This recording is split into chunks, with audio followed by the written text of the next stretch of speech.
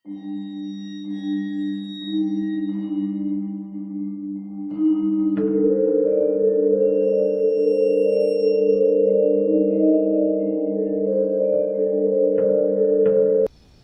කතාව කියන්නේ මීට අවුරුදු ගණනාවකට කලින් තමන්ගේ සීයා, ඒ කියන්නේ එතුමා දක්ෂ ඇදුරෙක්, ගුරුන්නාන්සේ කෙනෙක්.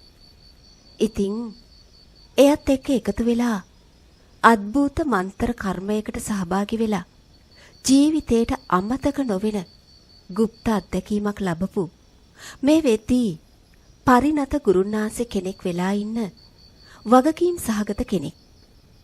එහෙමනම් අපි කතාව අහලා බලමු. මේ සිද්ධිය වුණේ දැනට අවුරුදු ගානකට කලින්. එදා ගොඩාක්ම පෑවිල්ල තිබුණු දවසක්. අවුව තදේටම තිබුණා. ගේ ඇතුලේ ඉන්න බෑ. එච්චරටම රස්නෙයි. ඉතින් පොඩ්ඩක් එළියේ හුලං වදින්න ගහක් යටට වෙලා වාඩි වෙලා ඉන්නකොට ඈත ඉඳන් කවුදෝ අපේ පැත්තට එනවා දැක්කා. ළඟට එනකොටයි හරියට අඳුරගත්තේ. ඒ වෙදාත කියලා. වෙදාත කියන්නේ ගමේ කාගෙත් ආදරේ වගේම බොහෝම ගෞරවයට පාත්‍ර වුණු කෙනෙක්. ඒ වගේම දක්ෂ වෙද මහත්තයෙක්. ඒ විතරක්ම නෙවෙයි. යන්තර මන්තර වැඩවලටත් බොහෝම දක්ෂයෙක්. ළමයෝ කොඹලයි සීයා නැද්ද? ඉන්නවා අතේ. වාඩි වෙන්න. මං කතා කරන්නම්. වෙදා අතට එහෙම කියලා මං අපේ සීයට පණිවිඩේ දීලා සීයාගේ පස්සෙන්ම වෙදා අත ළඟට ආවා. වැඩිහිටියන් කතා කරන තැන පොඩි අය ඉන්න හොඳ නැති නිසා ටිකක් මග ඇරලා පැත්තකට වෙලා හැබැයි රබර් රැහැ දාගෙන හොඳ අවධානයෙන් බලන් හිටියා. මොකද මං ඒ කාලේ පොඩි ගැටයක්. සීයාගේ ওই වැඩ ටික ටික මාත් ඉගෙන ගන්න ගමන් තමයි හිටියේ. උපරිම කුතුහලෙන් අවධානයෙන් හිටියා. ඉතින් වෙදාතා බෑග් එකට අත දාලා මොකද්දෝ කුප්පියක් අරන් අපේ සීයාගේ අතට දෙනවා මං දැක්කා. වෙදාතා වැඩි වෙලාවක් ඉන්නේ නැතුව ඔය කුප්පිය දීලා ඉක්මනින්ම යන්න ගියා. මාත් අපේ සීයාගේ පස්සෙන්ම කැරකුණා. මොකක්ද මෙතන වෙන්නේ කියලා අදහසක් ගන්න. ඒත් කිසිම දෙයක් මට හොයාගන්න බැරි වුණා. මේ විදිහට දවස් දෙකක් ගෙවිලා ගියා. මගේ මතකයේ හැටියට ඒ දවස පෝය ලබන්න දවස් 3ක් හෝ 5ක් කලින් වගේ. එදා බ්‍රහස්පතින්දා දවසක්. සීයා වෙනතටත් කලින්ම උදේ වැඩ ටික ඉවර වෙලා හාන්සි පුටුවට වෙලා දිගා වෙලා මොකද්දෝ ලොකු දෙයක් කල්පනා කර කර හිටියේ. මාත් ඒ පැත්තට ගියා. පොඩි කතාවක් දාන්න හිතාගෙන සීයත් එක්ක. උඹ නැගිට්ටද? උදේට කණ්ඩ කලින් පොඩි වැඩක් තියෙනවා කොරන්ට. සඳුන් කිරිපැන් කලයක් මං ලෑස්ති කරලා තියෙනවා පුතේ. ඇතුලෙන් ඒක අරන් කිලිහරණයට මතුරලා ඉහලා දාපන්. මං යන වඩින්ගිත්තක් එළියට. උඹ ගෙදරින් එළියට යනවා එහෙම නෙවෙයෝ. මං එනකල් ඉඩමේ සීමාවෙන් යන්නේ නැතුව හිටපන්. එහෙම කියලා සීයා යන්න ගියා. සීයා ගෙදරින් එළියට යනකම් ඉඳලා මට බාර දුන්න වැඩේ අකුරටම ඉටු කරා. සීයා ආපහු ගෙදර එනකොට දවල් 1ත් පහුවෙලා. ඒ ආවෙත් නිකන් නෙමේ. අත් දෙකේම ලොකු බෑග් දෙකක් අරන්. පස්සේ සීයා පුටුවේ වාඩි වෙලා මටත් වාඩි වෙන්න කිව්වා. ඒ කියපු හැටියටම මන් දන්නවා මොකක් වුණත් ලොකු අවවාදයක් වගේම වටිනා දෙයක් කියන්න හදන්නේ කියලා.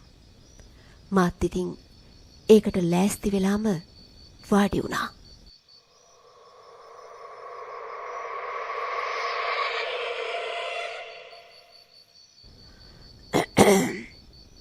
පුතේ, හෙට අපිට කොරන්ට පොඩි වැඩක් තියෙනවා.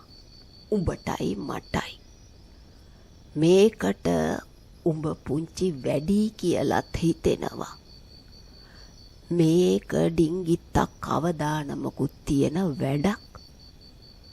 මට වෙන කෙනෙක් අරන් ගොහින් මේ වැඩේ කොළොත් හැමෝම මේක ගැන දැනගන්නවා.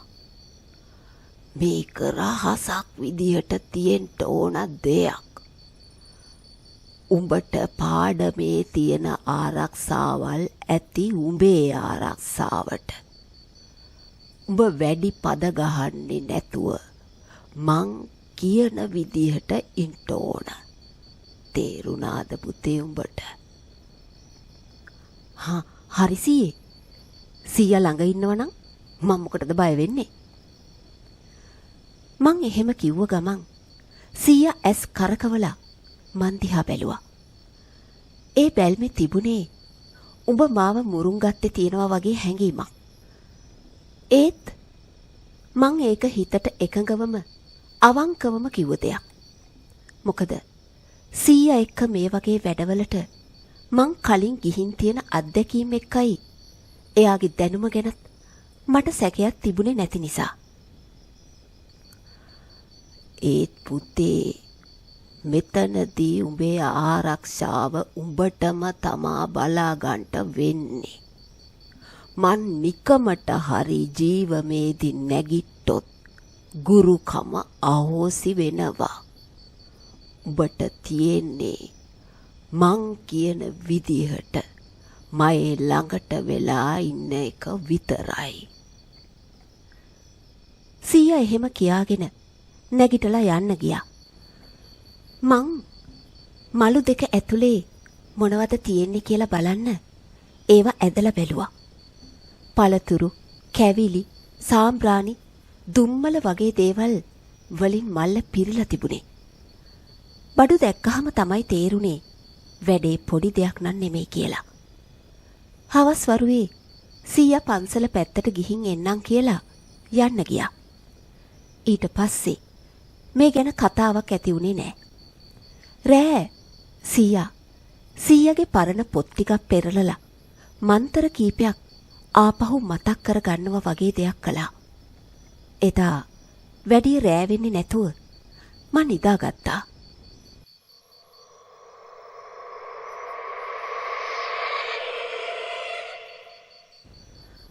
පහුවදා මං නැගිටිනකොට සීයා ගෙදර හිටියේ නෑ.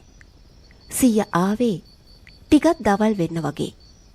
මං ආපු ගමන් ඇහුවේ කොහෙද ගියේ කියලා. මං ගියා පන්සලට ලොකු හාමුදුරුවෝ හම්බ වෙන්න. උන්නාසේ අවසර දුන්නා. මුලක් මැදක් අගක් තේරුම් ගන්න බැරුව මම හිටියේ. ඒ මොකටද සීයේ? සීයා ඒකට උත්තර නොදීම කාමරේට ගියා. ටික වෙලාවකින් ආවේ පරණ පොතක් අරගෙන. මෙහෙට ඇවිත් වාඩි වෙයන්කෝ. මට තියෙනවා ලොකු කතාවක් කියන්න. අද අපි කොරන්ට යන වැඩේ බොහොම වැදගත් වැඩක්.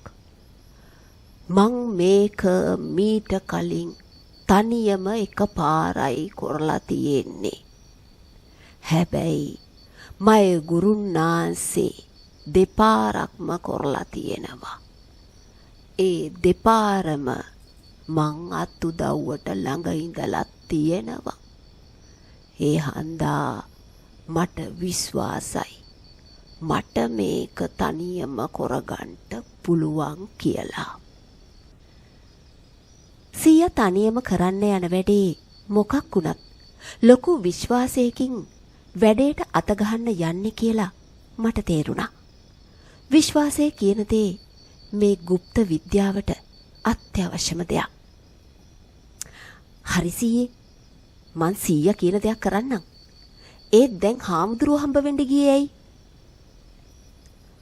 හාමුදුරුවෝ හම්බෙන්ට ගියේ බං අවසරේ ගන්ට. බෝ මැඩ ඉඳන් තමා මේ වැඩේ කොරන්නේ. රාත්‍රී 9න් පස්සේ පන්සලට එන්ට කියැව්වා. මං හාමුදුරුවන්ට විස්තරේ කියැව්වා. උන්නාන්සේ මේ ගැන කාටවත් කියන්ට යන්නේ නෑ.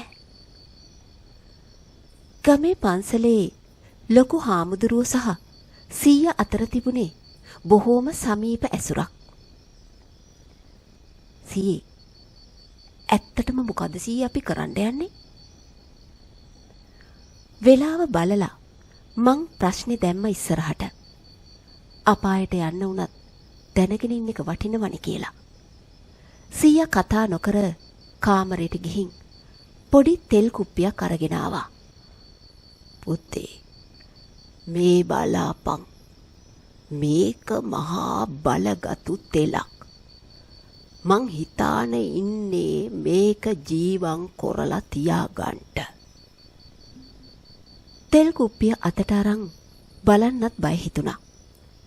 හැබැයි ලා නිල් පාටට හරි කොළ පාටට හරි හුරු වර්ණයක් තමයි මට පේන්න තිබුණේ.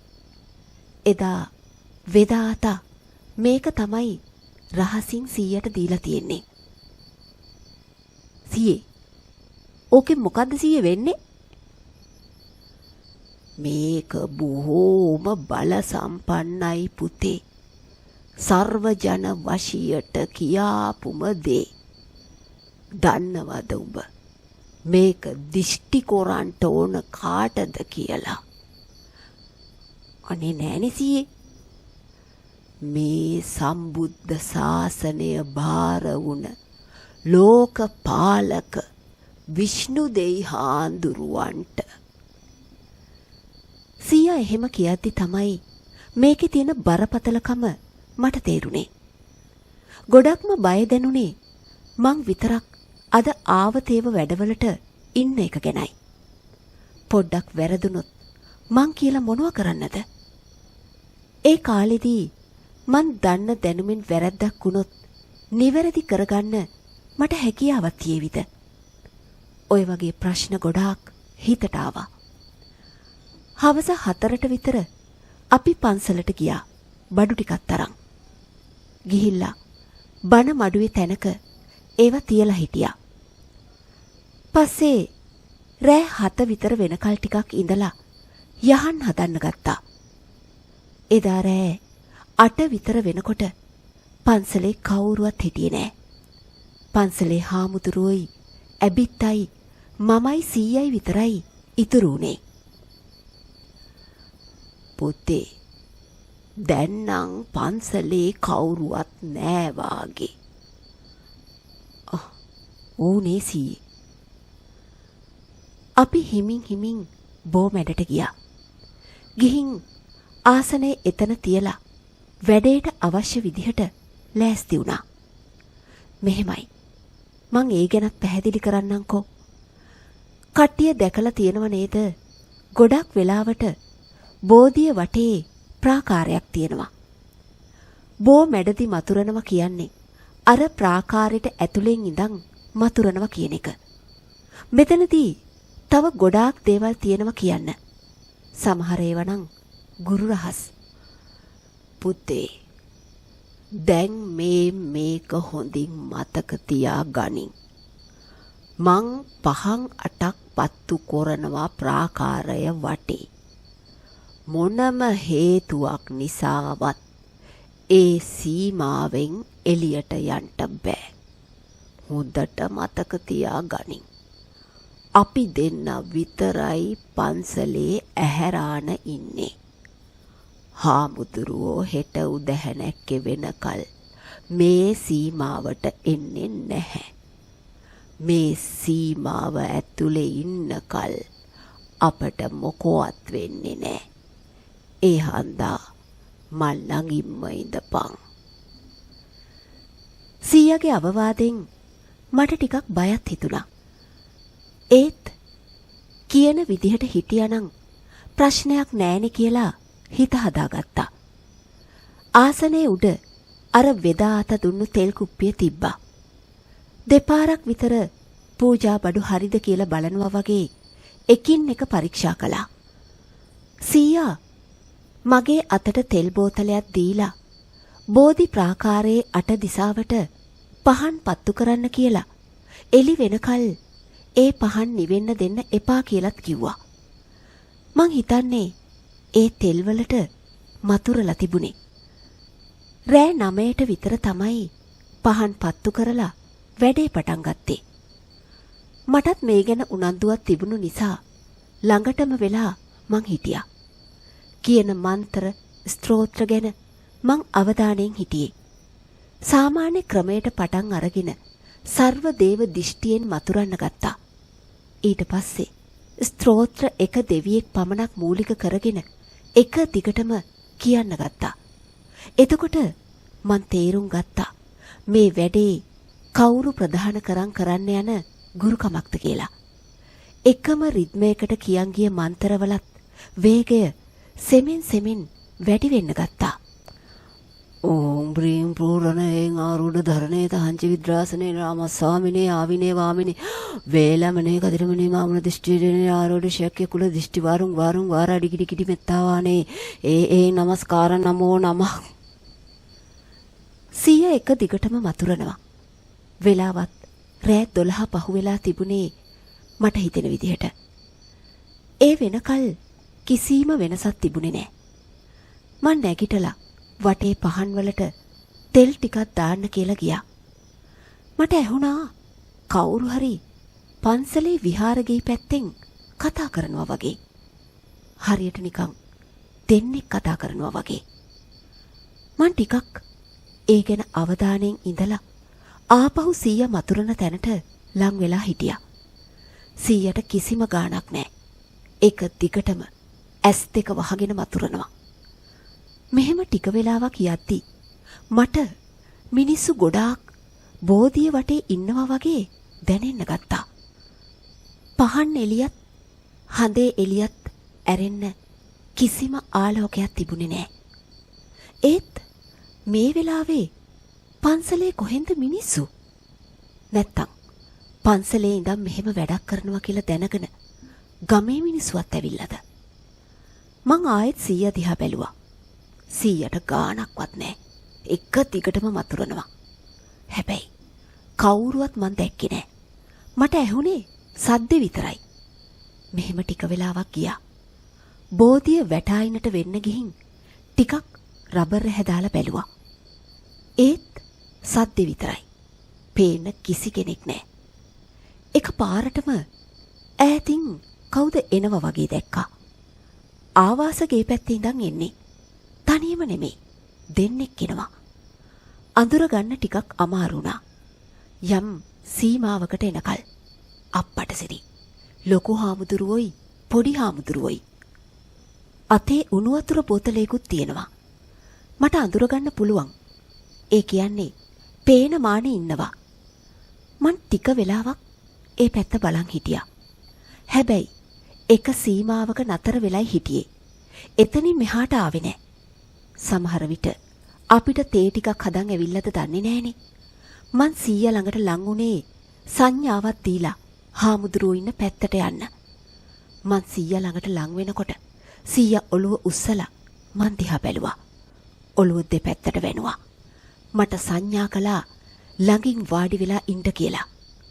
ඔන්න ආයෙමත් මං සීයා ළඟින් වාඩි වුණා. රේගු කාර්තනේ නිලදර සුමිත්වාවම් මරවකුන්නා සනිය සනිය මේ ගුරුදාදන මතන ගොපලනේ වදනාරූ සිලනේ කුංජනම් මෙත්ත පුඩි පංචකම් නත්තනවා ආලු තුලිත් වල ආල්ලරම් බත්තිනා ජානේ දක්ෂිනා ගෝල් පක්ෂනේ යේලු සූරියල් තිබු ජීවම සිය වෙනස් කරා. මෙහෙම මිනිත්තු 45ක් විතර එක දිගටම මතුරගෙන යද්දි හරි අමුතු දෙයක් වුණා.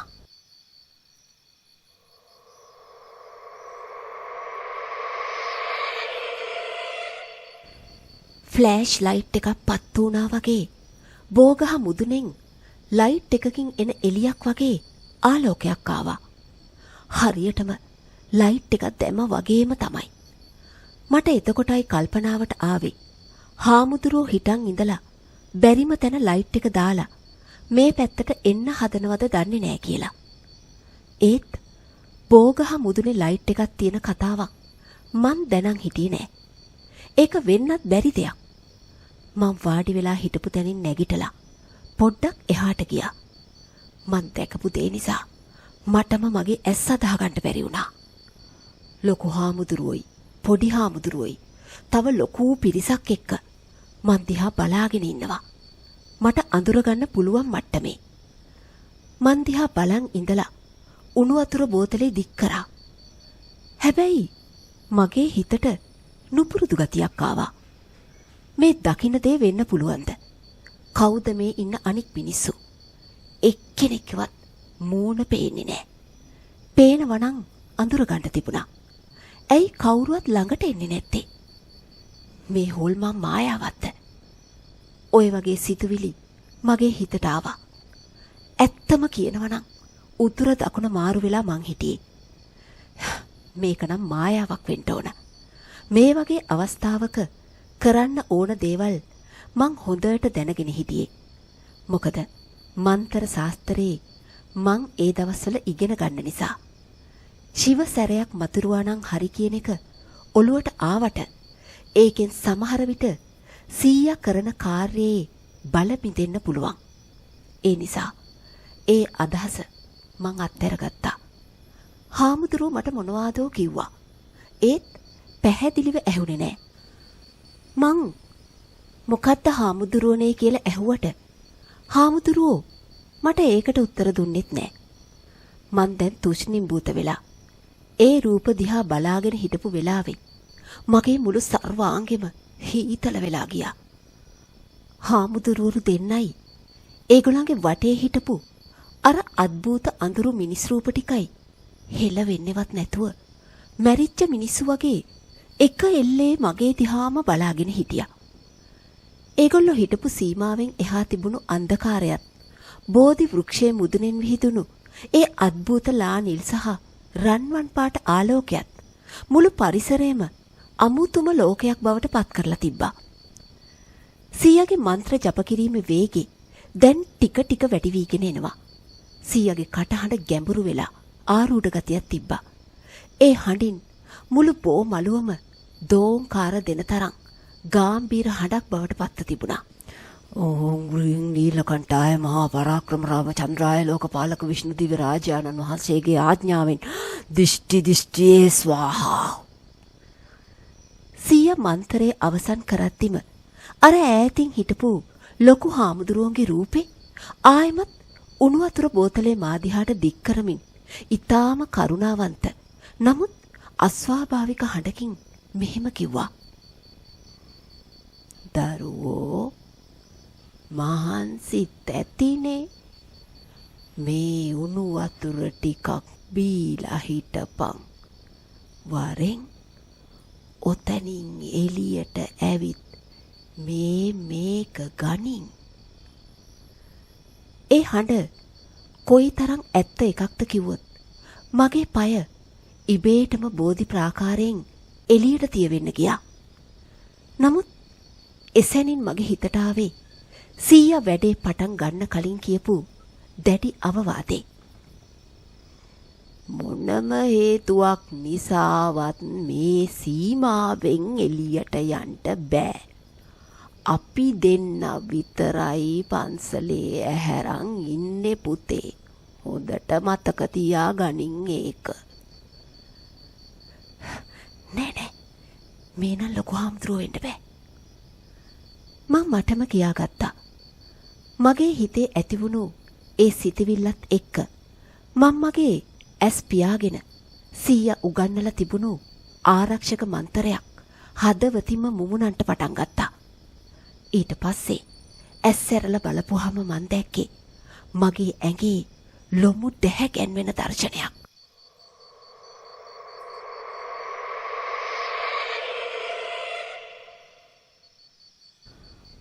අර කරුණාවන්ත මූණෙන් හිටපු ලොකු හාමුදුරුවන්ගේ පොඩි හාමුදුරුවන්ගේ මූණු එකපාරම අතුරුදහන් වෙලා ඒ වෙනුවට කිසිම හැඩයක් නැති කළු පාට භයානක මූණු දෙකක් මතුවුණා. අතේ තිබිච්ච උණු වතුර බෝතලේ ලේ වැක්කිරෙන මිනි ඔලුවක් බවට පත් වෙලා තිබ්බා. ඒ වටේට හිටපු අනිත් මිනිස් රූප වියරු වැටිච්ච පෙරේතයෝ වගේ දොත් විලිස්සගෙන බෝධි ප්‍රාකාරයේ වටා අතුරලා තිබුණු පහන් වැට බිඳලා දාන්න වගේ ඉස්සරහට ආවා. උන් උත්සාහ කළේ කොහොම හරි මා ලව්වා ඒ සීමාව පන්න ගන්න හරි මගේ අවධානය බිඳ දමලා සීයාගේ ජීවම කඩාකප්පල් කරන්නයි. මේ හැමදේම අද්භූත බලවේග විසින් මවපු මහා දිෂ්ටි බව මට තේරුණා. විෂ්ණු දෙවියන් වගේ මහා තේජවන්ත දේව සේනාවක් උදෙසා කෙරෙන මේ වාගේ ප්‍රබල ජීවමකදී අවට ඉන්න භූත, പ്രേත සහ අකාලේ මැරිච්ච උන් ඒ ආකර්ෂණයටයි තේජසටයි බයෙන් එහෙම නැත්තම් ක්‍රෝධයෙන් මේ විදිහට බාධා කිරීම සිරිතක් බව සීයාගේ පැරණි පොත්වලින් කියවලා මං ඉගෙනගෙන තිබ්බා. මං වහාම සිත එකක කරගත්තා.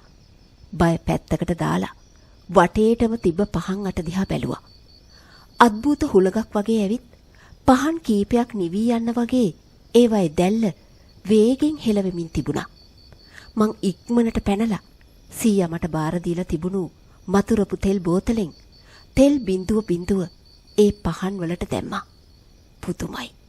තෙල් වැටුණු ගමන් ඒ පහන් සිලු නිල් සහ රන්වන් පැහැයෙන් ඉස්සලට වඩා හරීම දීප්තියකින් දැල්වෙන්න පටන් ගත්තා. ඒ පහන් වල ආලෝකය බෝධි ප්‍රාකාරයෙන් එළියට විහිදෙද්දිම අර භයානක රූප කෑ ගගහ පිටිපස්සට ඇදිලා ගිහින් අන්ධකාරෙම නොපෙනී ගියා. වෙලාව පාන්දර 3ට විතර ඇති. මුළු පරිසරයම එකපාරම මහා නිශ්ශබ්දතාවයක ගිලිලා ගියා. රැහැයියන්ගේ නැත්තම් වෙනස් සත්තුන්ගේ අඩුම ගානේ කොලයක් හෙලවෙන සද්දයක්වත් ඇහුනේ නැහැ. බෝධි වෘක්ෂයේ මුදුනේ විහිදුණු අර ආලෝකය දැන් හිමින් පහළට ඇවිල්ලා සීයා ආසනයේ උඩ තියලා තිබුණු රහස් තෙල් කුප්පිය උඩටම පතිත වුණා. ඒ වෙලාවේ මුළු බෝමලුව පුරාම පැතිරිලා ගියේ මනුස්ස ලෝකෙකින් අත්විඳින්නට බැරි තරම් ඊටාම සුවඳවත් හඳුන් සහ මල් සුවඳක්. මගේ හිතට පෙර නොවූ විරු පුදුමාකාර සැනසීමක් සහ සැහැල්ලුවක් දැනෙන්න පටන් ගත්තා. අපිට එපිටින් හිටපු සියලුම අඳුරු බලවේග සහ මුලින්ම විනාශ වී ගිහින් ඇති බව මට වැටහුණා. සීයා දැන් එයාගේ අවසාන මන්ත්‍ර පදය බොහොම හෙමින් නමුත් ඊට ගෞරවනීය විදිහට මැතුරුවා. සිද්ධිරස්තු ශ්‍රී විෂ්ණු දිව්‍ය රාජේන්ද්‍ර ප්‍රාසාදේන සර්වකාර්ය සඵලං භවතු. සීයා ඇස්සරියා. එයාගේ ඇස් වෙනදට වඩා දීප්තිමත්. සීයා මන්තර ජීවමින් නැගිටලා ආසනයේ උඩ තිබුණු තෙල් කුප්පිය අත් දෙකට ගත්තා. කුප්පිය දිහා බලලා hina වුණු සීයා ඊට පස්සේ මගේ දිහා බලලා ආදරෙන් ඔළුව වැනුවා. මයි පුතේ උඹ හරි හපනෙක්. අද උඹ වීරියෙන් හිත හයියට හිටපු හන්දා තමයි මේ වැඩේ සාර්ථක කරගන්න ලැබුණේ. උඹේ ආරස්සාව උඹම සලසගත්තා. අදින් පස්සේ උඹ මේ ශාස්ත්‍රයේ පරතරටම යන එක වළක්වන්න කාටවත් බෑ මයි පුතේ. සීයා කිව්වේ පුදුමාකාර ආඩම්බරයකින්. අපි ඉක්මනින්ම එතන තිබුණු පූජා භාණ්ඩයි බඩු බාහිරාදියයි එකතු කරගත්තා. පහන් වැට නිවලා දාලා බෝමලුවට වැඳලා අපි ආපහු බණ මඩුව දිහාට ආවා. එතකොට වෙලාව පාන්දර 4:00ට විතර ඇති. ලොකු හාමුදුරුව අවදි වෙනකන් උන්වහන්සේට බාධා නොකර සීයයි මායි බණ මඩුවට වෙලා මේ ගැන තව දේවල් කතා කර හිටියා. උදේ 5:00ට විතර ලොකු හාමුදුරුවෝ තනියම බණ මඩුව පැත්තට වැඩියා. උන්වහන්සේගේ අතේ උණු වතුර බෝතලයකුයි කෝප්ප දෙකකුයි තිබ්බා. උන්වහන්සේ hina වෙලා අපි ළඟටම වැඩියා. වේද මහත්තයෝ වැඩේ සාර්ථකයි නේද? මං රාත්‍රියේ මෙහාට එන්න හැදුවත් ඔබතුමා කිව්ව නිසයි නොආවේ. පාන්දර 3ට විතර මට මැදිරි ගෙයින් ලොකු එළියක් පෙනුණා. ඒ එක්කම පන්සලම සුවඳින් පිරීලා ගියා. ඒ වෙලේ මට හිතුණා වැඩේ සාර්ථක වෙන්න ඇතේ කියලා. ලොකු හාමුදුරුවෝ එහෙම කිව්වා. මායි සීයයි මූණෙන් මූණ බලාගත්තා. රැය පුරාම අපි දෙන්න ලැබපු අත්දැකීම ඇත්තටම කොයිතරම් භයානක වගේම පුදුම සහගතද කියලා දන්නේ මායි සීයයි විතරයි. අපි ඒ දේවල් කිසිම දෙයක් හාමුදුරුවන්ට කියන්න ගියේ නෑ. එදා වෙදා අත සීයට දීපු සීයා බෝමළුවේදී ලෝකපාලක විෂ්ණු දෙවියන්ගේ දිෂ්ටියෙන් ජීවම් කරපු ඒ බල සම්පන්න තෙල් කුප්පිය අදටත් අපේ පරම්පරාවේ රහසක් විදිහට සුරක්ෂිතව තියෙනවා. ඕනම කරදරයකදී ඒ කියන්නේ සෙනසුරු අපල, නඩුහබ, රෝග පීඩා, රැකියාවේ ගැටලු, හඳුනා නොගත් රෝග සඳහා අංගම් පිල්ලි හදිහූනියන් නොවදින්න, භූත දෝෂ, භූත විකාර, ඔල්මාද වගේ දේවල් වලට මේ තෙල් දිව්‍ය ඖෂධයක්. නිවැරදිව ජීවම් කිරීමෙන් යහපත් ලෙස දිවි ගෙවීමෙන් විෂ්ණු දෙවියන් Tamanට බැඳිලා සියලු සැප සම්පත් ළඟා කරලා දෙනවා. ඒ තෙල අපිට පිහිට වෙනවා. මම මන්ත්‍ර ශාස්ත්‍රයේ පිළිබඳව ලැබූ ප්‍රායෝගික සහ අමතක නොවන පළවෙනි අත්දැකීම තමයි ඔන්න ඕක. මේ වගේ දේවල් සත්‍යද අසත්‍යද කියන එක තීරණය කරන එක ඔයාලට බාරයි. නමුත් විශ්වාසය සහ අදිෂ්ඨානයේ තියෙන තැන නොපෙනෙන ලෝකයේ උනත් අපට ජය ගන්නට නොහැකි කිසිම දෙයක් නොමැති බව මං එදා ඉගෙන ගත්තා. ගමේ මිනිස්සු මාව දැක්කේ නිකන් සාමාන්‍ය කොල්ලෙක් විදිහට. ඒත් මගේ ඇතුලේ ජීවත් වුණේ ඊට වඩා හාත්පසින් වෙනස් කෙනෙක්. අනිත් එවුන් සෙල්ලම් කරද්දි, රවුම් ගහද්දි මං කරේ සීයාගේ පරණ පුස්කොළ පොත් පෙරලන එක. ඒවයි තිබුණු අමුතු අකුරු, මන්තර පද දිහා මං බලන් හිටියේ පුදුම කුතුහලයකින්. මට ඕන වුණේ මේ නොපෙනෙන ලෝකේ තියෙන රහස් මොනවද කියලා දැනගන්න. එදා වෙදාතා අර තෙල් කුප්පිය සීයාගේ අතට දෙද්දිම මගේ හිත කිව්වා ඉස්සරහට වෙන්න යන්නේ ලේසි පාසු වැඩක් නෙවෙයි කියලා. සීයා මාව මේ වැඩේට තෝරගත්තේ මං පොඩි වැඩි කියලා දැනමයි. හැබැයි සීයා දැනන් හිටියා මගේ හිතේ තියෙන හයිය මං රහස් රකින්නවා කියලා සීයට විශ්වාසයක් තිබුණා. බෝමළුවේදී අර අන්ධකාරයෙන් මතුවුණු භයානක රූප මට මගේ නමින් කතා කරපු හැටි දැක්කහම ඇත්තටම මගේ පපුව ගැස්සිලා ගියා. ඒත් ඒ වෙලාවේ මං බය වෙලා ඒ සීමාවෙන් එළියට පැන්නනම් මගේ සීයාගේ ජීවිතෙත් ඉවරයි. මගේ ජීවිතෙත් ඉවරයි. ඒ වෙලාවේ මගේ ඇතුලෙන් ආපු ගැම්ම සීයා මට කියලා දීපු ආරක්ෂක මන්තර මාව ශක්තිමත් කළා. මං පහන් වැට බේරගත්තේ මගේ ජීවිතය ගැනවත් හිතන්නේ නැතුව. අද මන් දිහා ආපහු හැරිලා බලද්දී මට හිතෙනවා එදා රෑ බෝමළුවේදී මගේ ළමා කාලේ ඉවර වුණා කියලා. ඒ බිහිසුණු රැයෙන් පස්සේ මන් නොපෙනෙන ලෝකයේ සත්‍ය ඇස් දෙකෙන්ම දැකපු මන්ත්‍ර ශාස්ත්‍රයේ බරපතලකම තේරුම් ගත්තු පරිණත මිනිහෙක් වුණා වගේ මට දැනුණා. අද මගේ සීයා ජීවතුන් අතර නෑ.